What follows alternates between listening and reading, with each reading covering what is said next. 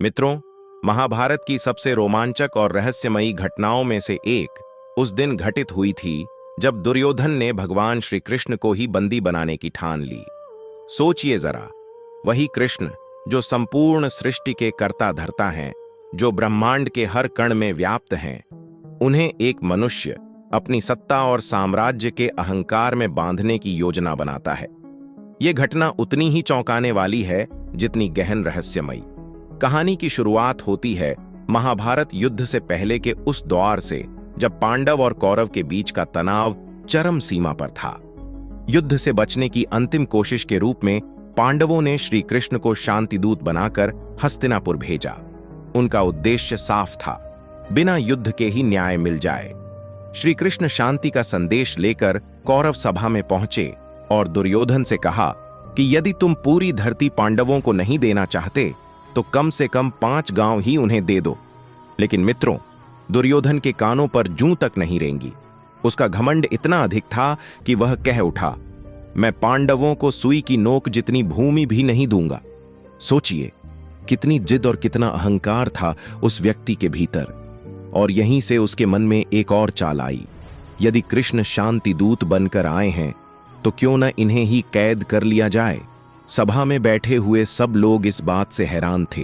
कोई सोच भी नहीं सकता था कि दुर्योधन इतना बड़ा पाप कर देगा। विदुर ने उसे समझाने की बहुत कोशिश की। भीष्म पितामह और द्रोणाचार्य तक ने उसे रोकना चाहा, लेकिन दुर्योधन का घमंड अंधा हो चुका था। उसने अपने सैनिकों को आदेश दिया, जाओ और कृष्ण को बंधक बना लो। अब जरा सोचिए मित्रों, उस सभा में कैसा माहौल रहा होगा। सभी सांसें थामे देख रहे थे कि अब क्या होगा। सैनिक आगे बढ़े और कृष्ण की ओर झपटे।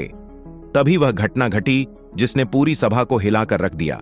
कृष्ण मुस्कुराए और बोले, मूर्ख दुर्योधन, क्या तू सोचता है कि मुझे बांध सकेगा? इस पूरे ब्रह्मांड को जिसने रचा है, क्या उसे तेरे महल की दीवारें रोक पाएंगी? और फिर उसी क्षण कृष्ण ने अपना विराट रूप धारण कर लिया। सभा का हर कोना तेजोमय हो उठा। उनके शरीर से अनगिनत सूर्य जैसी ज्योति प्रकट होने लगी। कोई उनके भीतर संपूर्ण लोकों को देख रहा था तो कोई देवताओं को। किसी को ब्रह्मांड की अनंतता दिख रही थी तो किसी को समय की गहराई। दुर्योधन की आंखें चौंधिया गईं। सैनिक वहीं ठिठक कर कांपने लगे। भीष्म पितामह, विदुर, द्रोणाचार्य सभी हाथ जोड़कर खड़े हो गए। उन्होंने उस विराट स्वरूप में वही देखा जो गीता के समय अर्जुन ने कुरुक्षेत्र में देखा था। यह दृश्य इतना भयावह और अद्भुत था कि हर किसी के रोंगटे खड़े हो गए। लेकिन मित्रों, दुर्योधन भी उस विराट रूप के सामने नहीं झुका।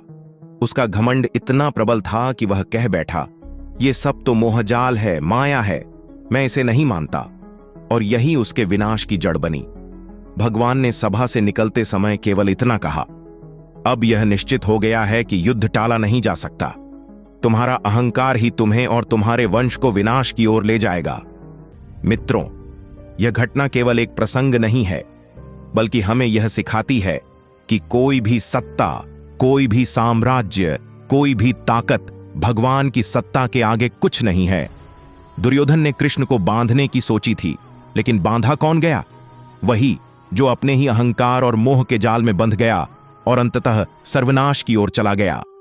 मित्रों, जब श्री कृष्ण पांडवों का संदेश लेकर कौरव दरबार पहुंचे और दुर्योधन ने उन्हें बंदी बनाने की कोशिश की, यह तो आपने सुना ही होगा। लेकिन उस समय के आसपास कुछ ऐसी गहन घटनाएं भी हुईं जिनके बारे में बहुत कम लोग जानते हैं।